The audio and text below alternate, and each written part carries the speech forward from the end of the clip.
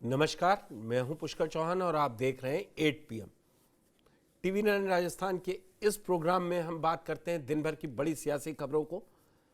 विधानसभा सत्र चल रहा है तो सारा हंगामा, सियासी हंगामा सदन के अंदर है।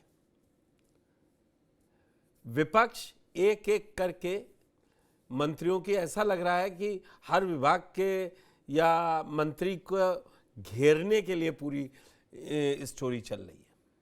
वन विभाग मंत्री हो, वन मंत्री को घेरने के लिए कानून व्यवस्था पर आज नेता प्रतिपक्ष टीकाराम जूली ने जमकर सरकार को कानून व्यवस्था के मुद्दे पर घेरा और तथ्यों के साथ सामने आए। बोले सरकार जब आरोप लगाती है ना कि गहलोत सरकार के समय में पुलिस पिटती थी, तो आज मैं वो तथ्य सामने रखता हूं कि कौन कब पिट रहा था और क्या कह रहा था। बोले गृह राज्य मंत्री जब सदन में बोल रहे थे, उसी दिन उन्हीं के गृह जनपद और मुख्यमंत्री तक को उन्होंने उसमें शामिल किया कि मुख्यमंत्री के गृह जनपद में पुलिस पिट रही थी। प्रायोजक हैं cancer healer centre, a new beginning. तो दूसरे दिन भी यही हाल था और टोंक में भी यही कुछ तस्वीरें दिख रही थी। तो कानून व्यवस्था पर क्यों घेर रही है कांग्रेस इस समय बीजेपी सरकार को? इतना उसके पास कहां से ये जो क्या वाकई में कानून व्यवस्था को लेकर अब राजस्थान में चर्चा हो रही है, क्योंकि कई तरीके की घटनाएं सामने आई हैं कानून व्यवस्था से जुड़ी, तो अब उसको मुद्दा बना रही है। बेरोजगारी, एसआई भर्ती परीक्षा, इन सब को मुद्दा बनाते हुए अब कांग्रेस मूल उस पे आ रही है कि आम जनता को ही राहत नहीं मिल रही है, वो डर के साए में जी रही है। क्या क्यों कर रही है कांग्रेस ऐसे? पहले आज सदन में कुछ जो बयानों का आदान प्रदान सत्ता पक्ष और विपक्ष में हुआ, तो शुरुआत टीकाराम जूली से और उसके बाद आखिरी में जवाहर बेगम ने जो महिला थाना क्षेत्र को लेकर सवाल पूछे उस पर भी जवाब दिया।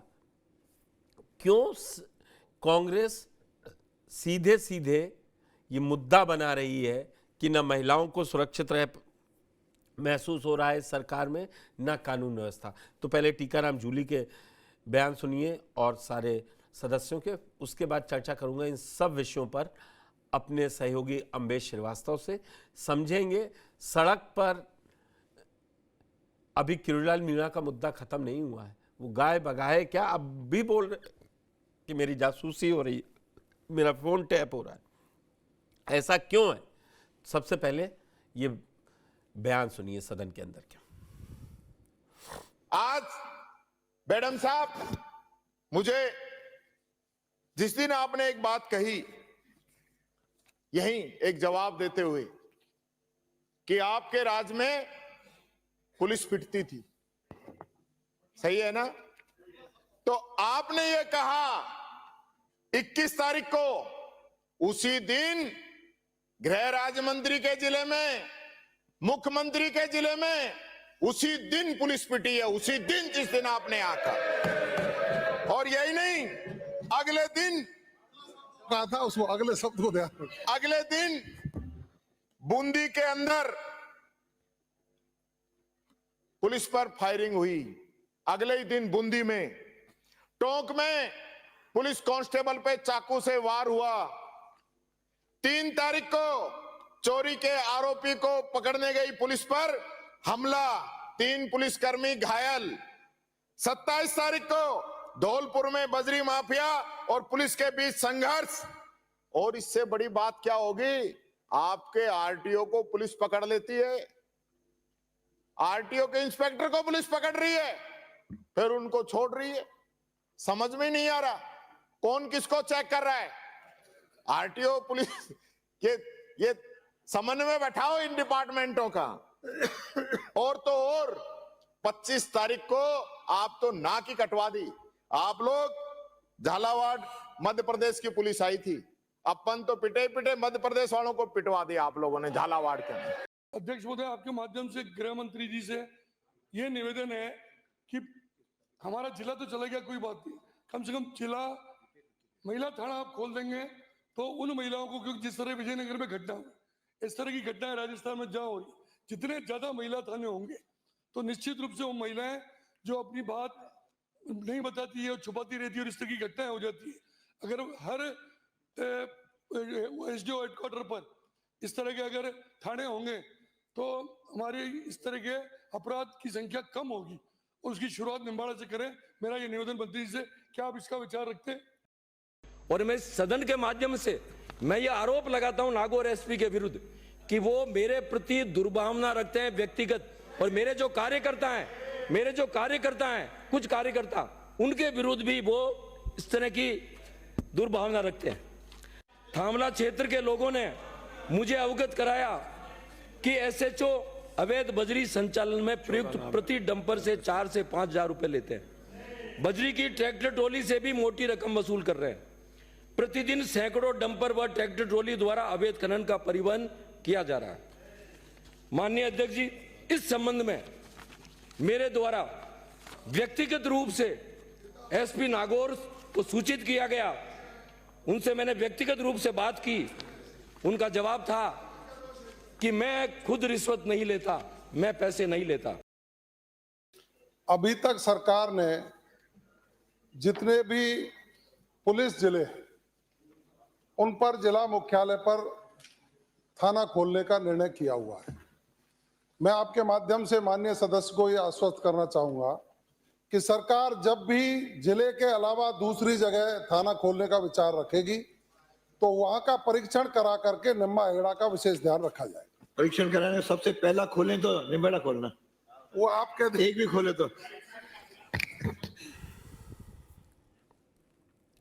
तो आपने देखा कि चाहे ट्रैफिक पुलिस का मामला रहा हो या पुलिस के पिटने का मामला, ये मामला उठा क्यों, मैं सबसे पहले आज बता दूं। आज मुख्यमंत्री भजनलाल शर्मा एक्शन में दिखे थे। सुबह ही विधानसभा सत्र शुरू होने से पहले आज विधानसभा में ही उन्होंने बीजेपी विधायक दल की बैठक ली। कुछ मंत्रियों के नाम लेकर कहा कि आप अपने विभागों को ढंग से तैयारी करके जाएं, और सदन में फ्लोर मैनेजमेंट को लेकर भी उन्होंने नसीहतें दी। साथ ही विधायकों से कहा कि आप पूरा समय सदन में बिताएं, क्योंकि जिस तरीके के सवाल इस वक्त विपक्ष उठा रहा है उसमें लड़ने की जरूरत है। और वहीं जिस तरीके से मुख्यमंत्री ने खुद कमान अपने हाथों में ले ली है, तो अब लग रहा है कि जो ढीले ढाले लोग हैं, मंत्री लोग, या जो जवाब में फंस जा रहे हैं विपक्ष के, अब वो कायदे से काम करेंगे। क्योंकि आज मुख्यमंत्री ने काफी तलखियों के साथ बीजेपी विधायक दल की बैठक में बोला है कानून व्यवस्था पर सबसे ज्यादा ध्यान दीजिए। कोई फरियादी आता है उसकी भी बात सुनिए, और जिस दिन छुट्टी है विधानसभा में मंत्री कम से कम अपने प्रभारी जिलों में जाएं, वहां जनता से बात करें। क्या है, मैं सीधे चलता हूं अम्बेश के पास। अम्बेश, आपने टीकाराम जूली को सुना होगा। अभी वो सरकार पर कानून व्यवस्था को लेकर बड़े बड़े बयान दे रहे थे। इसको आप कैसे देख रहे हैं? और जो आज एक बैठक भी ली मुख्यमंत्री ने, जिसकी चर्चा मैंने आपको बता दी, तो आप कैसे देख रहे हैं?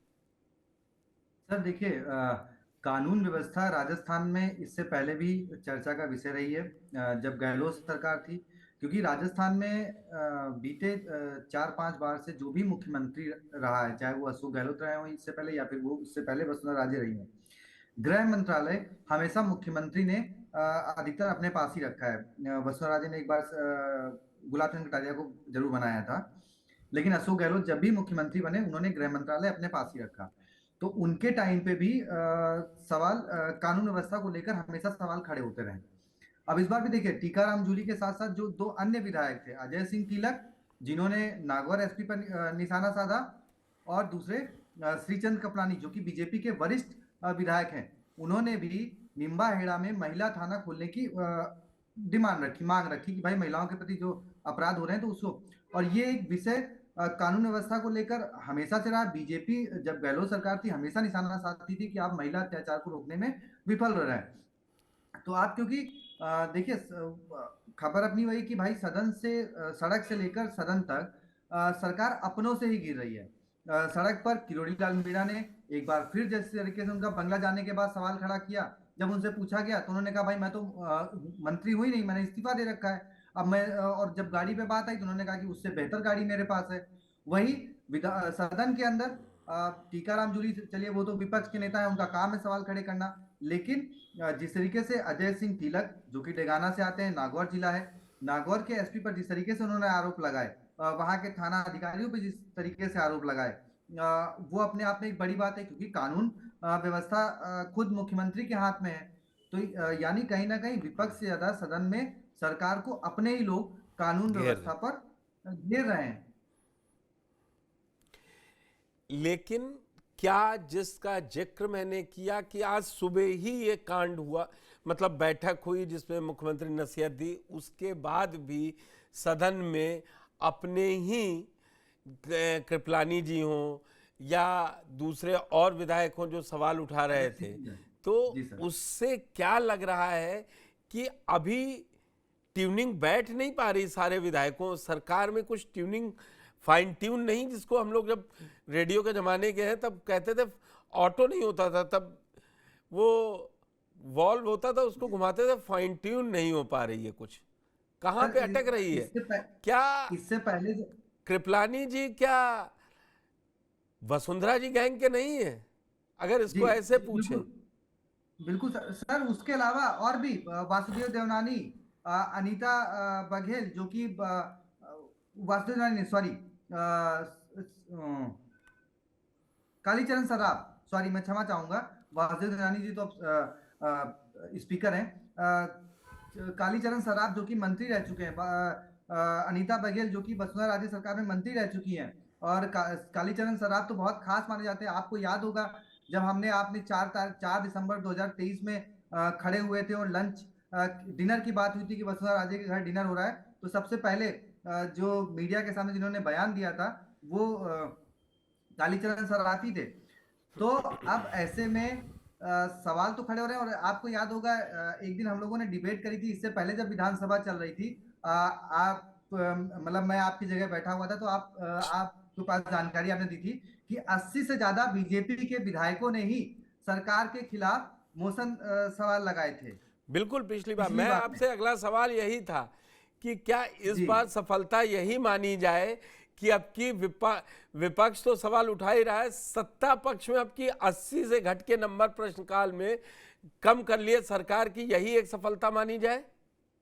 नहीं सर, प्रश्न सर देखिए अभी तक लिस्ट आई नहीं, लेकिन जिस तरीके से अगर आप पूरी इस बार की विधानसभा उठा के देखी जाए, पिछली बार की भी और इस बार की भी, कालीचरण सराफ, यूनुस खान भले ही निर्दलीय है, लेकिन वो भी जैसे आपने कहा ना वसुंधरा के करीबी, तो यूनुस खान देखिए मंत्री रह चुके हैं, वसुंधरा के करीबी हैं, वो हो गए, कालीचरण सराफ हो गए, अनीता बघेल हो गई, एक लंबी फहरिस्त है बीजेपी के विधायक या बीजेपी समर्थित निर्दलीय विधायकों की, जो अपनी सरकार को, चाहे वो शिक्षा का मामला हो, चाहे वो स्वास्थ्य का मामला हो, चाहे वो कानून का मामला हो, घेर रहे हैं। अब इसको और सड़क पे तो किरोड़लाल मीणा जी भूमिका विपक्ष की निभा ही रहे हैं, तो विपक्ष में की भूमिका सदन हो या सड़क हो, मुझे लगता है कि कांग्रेस से ज्यादा बीजेपी के विधायक या बीजेपी समर्थित जो निर्दलीय विधायक हैं, जो कभी बीजेपी का पार्ट हुआ करते थे, वो ज्यादा अदा कर रहे हैं। इसमें चंद्रभान आख्या जो चित्तौड़गढ़ से, जिनकी सीपी जोशी से काफी अदावत रही है, उनका भी नाम रखना चाहूंगा। तो एक लंबी फहरिस्त है इस बार भी विधानसभा में, जो सरकार को घेरने में कोई कोर कसर नहीं छोड़ रही है, और लगातार मंत्री जवाब देने में भी हिचकिचा जा रहे हैं या कहीं ना कहीं फंस जा रहे हैं, जिसको विपक्ष या कहें टीकाराम जूली जी और बड़ा मुद्दा बना देते हैं। वो अपने विधायकों के सवालों पे कम बोलते आपको दिख जाएंगे, जबकि कांग्रेस बीजेपी के सवालों पर वो ज्यादा तेजी के साथ सरकार से सवाल करने के लिए खड़े हो जाते हैं। बिल्कुल। तो अम्बेश, क्या लगता है, अब तो 40 दिन का लंबा सफर अब अपने पड़ाव पर धीरे धीरे आएगा। 8 तारीख को कॉन्स्टिट्यूशन क्लब वाला उद्घाटन करेंगे ओम बिरला जी, वो शुरू हो जाएगा 8 मार्च से।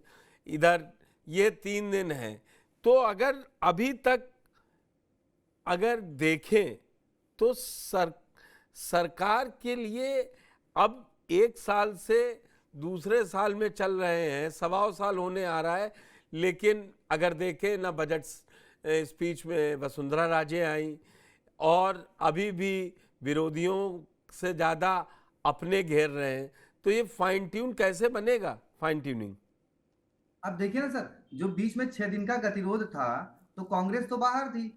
कांग्रेस के सवाल या फिर कहें जनता से जुड़े हुए मुद्दों के सवाल को लेकर स्पीकर ने खुद कहा कि भाई जो जनता से जुड़े हुए मुद्दे हैं, उन सवालों को मैं उठाऊंगा सरकार से। अब रही बात ट्यूनिंग की, तो देखिए 1 साल से ज्यादा हो गया है, लेकिन आप देख रहे हैं, देखिए उस दिन वसुंधरा जी का एक बयान आपने आपके सामने में सुनवाया था कि वो उन्होंने कहा था कि अब एक होके रहना होगा, जब स्पीकर नए प्रदेश अध्यक्ष की नियुक्ति हुई थी, कि उन्होंने कहा एक मुख एक बात वाली बात जब कही थी, तो उन्होंने कहीं ना कहीं ये संदेश दिया था कि भाई बीजेपी के सारे कार्यकर्ता, नेता या जो वरिष्ठ नेता हैं, सबको एक जुबान बोलनी पड़ेगी। लेकिन आप देख रहे हैं कि लगातार इस मामले में कहीं ना कहीं बीजेपी में आपस में गतिरोध जिस तरीके से पिछली बार था, वो जी। इस बार भी विधानसभा सत्र में अंदर भी दिख रहा है और सड़क पर भी दिख रहा है। जी जी जी।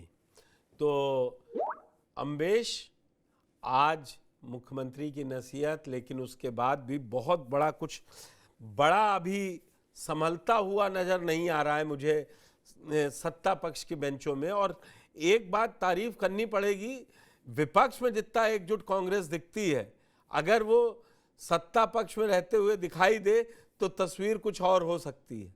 या जब लेकिन मेरा एक सवाल आपसे है, मेरा एक सवाल यहाँ पर आपसे है, गोविंद जी। सिंह डोटासरा, देखिए जिस दिन उन्होंने माफी मांगने वाली बात थी, टीकाराम जूली जी ने माफी मांग ली, और उसके बाद से गोविंद सिंह डोटासरा सदन में नहीं दिख रहे हैं। एक खबर भी चली थी कि भाई दोनों के बीच में थोड़ा सा क्लेश हो गया है माफी मांगने को लेकर। उस पे सर आपकी राय जानना चाहूंगा, क्योंकि मुझे मौका नहीं मिल पा रहा आपसे बात करने नहीं का नहीं नहीं, फिलहाल। गोविंद सिंह डोटासरा अपना काम कर गए। उससे पहले वो प्रेस कॉन्फ्रेंस करके कह गए, न कभी गलत बोला था न बोलूंगा, और टीकाराम जूली हमारे नेता प्रतिपक्ष हैं, वो जो कह रहे हैं वो सही कह रहे हैं। राजनीति में पोजीशनिंग होती है, वो अपना पोजीशनिंग करके चले गए, पूरे एकजुट उनके पीछे कांग्रेस खड़ी थी, यही उनकी जीत है। आप भी समझ रहे हैं, वो जैसे बीजेपी में संगठन के चुनाव पूरे हो चुके हैं, उनको और लॉबिंग करनी है। बजट सत्र हो गया, प्रदेश अध्यक्ष हैं, 1500 काम है उनके पास, पार्टी को मजबूत करना है। जी, इसी के साथ चर्चा को जी रोक लेते हैं। तो इस तरीके का सियासी जो माहौल है, जिसकी मैंने अगर बात की कि अभी बीजेपी में नहीं ट्यूनिंग बैठ रही है, तो अम्बेश ने उसको खोला कि ऐसा नहीं है, विपक्ष सदन के अंदर जरूर एकजुट दिख रहा है, लेकिन एकजुट कैसा, अगर टीकाराम जूली माफी मांग लेते हैं तो बाहर वो अंदर ही नहीं आ रहे हैं प्रदेश अध्यक्ष जी गोविंद सिंह डोटासरा। तो देखते हैं, ये सियासी, असल में सियासत में बहुत पुरानी कहावत है, जो होता है वो दिखता नहीं और जो दिखता है वो होता नहीं। इसी के साथ इस 8 PM प्रोग्राम में आप सभी का बहुत बहुत धन्यवाद। प्रायोजक हैं cancer healer centre, a new beginning.